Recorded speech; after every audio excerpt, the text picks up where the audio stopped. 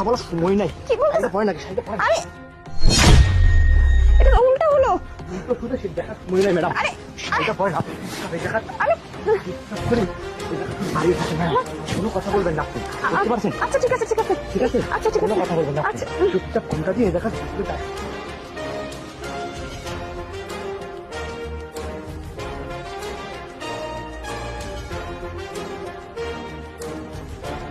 এই, এখানে একটা পুলিশ অফিসার এসেছিল, তুই দেখেছিস?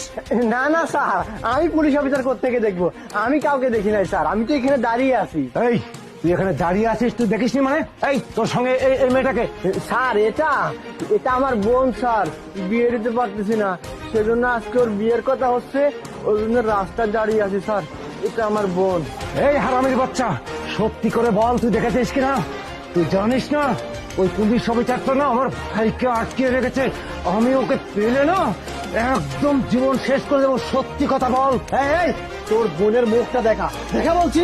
স্যার স্যার আমার বোনের মুখ দেখাতে পারবো না স্যার, ওর মুখটা কুৎসিত স্যার, এই কুৎসিত মুখের কারণে ওর বিয়ে হয় না স্যার। অনেক কষ্ট করে একটা বিয়ে জোগাড় করছি স্যার, ওর মুখটা যদি দেখাই তাহলে বিয়েটা আবার ভেঙে যাবে স্যার। অনুরোধ করে বলতেছি, আমি ওই আসামিকে বা ওই পুলিশকে আমি দেখিনি স্যার, ওই পুলিশ কোথায় গেছে কিসের পুলিশ আমি জানি না স্যার, আমার বোনের মুখটা দেখাতে বললেন না স্যার। এই শোন, তোর বোন যত কুৎসিত হোক আর যত খারাপই বিভৎস হোক, তুই তোর বোনের মুখ দেখা। তুই জানিস না ওই অফিসারটা আমাদের কত বড় ক্ষতি করেছে, ওকে যেখানে পাবো না সেখানে শেষ করব।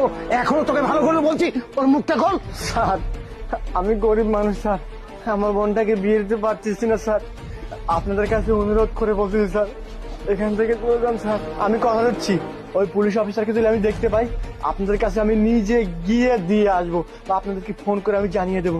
প্লিজ স্যার এখান থেকে চলে যান, আমার বোনটা না অনেক ভয় পাচ্ছে। এই, তুই কি চাচ্ছিস যে তোর গায়ে হাত দিয়ে আসন? এটাকে না এক কাজ করি, আমি নিজেই টেনে হেসড়ে ওর খুলে তারপর মুখ দেখে। এই চুপ! ভাই আপনি এরকমটা করবেন না, আমি কথা দিচ্ছি, ওকে যদি আমি দেখি আপনাদের কাছে আমি নিজে গিয়ে দিয়ে আসবো, অথবা ফোন করে জানিয়ে দেবো। আমার বোনটা ভয় পাচ্ছে ভাই, চলে যান না। আচ্ছা আমি বস এক কাজ করেন, ও যেহেতু এত করে বলতেছে চলেন না সামনে গিয়ে দেখি, আর ও পেলে তো খবর দিবে বলছে, আমাদের নামটা মাথায় যেন থাকে তোর। চলেন। কোনো ধান্দাবাজি করলে না। আরে ম্যাডাম কি হচ্ছে দেখতে কি? পাইছেন, এটা বুলবুল গ্যাংয়ের লোক ম্যাডাম, আপনাকে ধরতে পারলে একদম জীবনের মতো মেরে ফেলবে, সেজন্য আপনাকে আমি শাড়ি পরে বাঁচিয়েছি ম্যাডাম, সাবধানে থাকবেন। কি বলছো কি তুমি?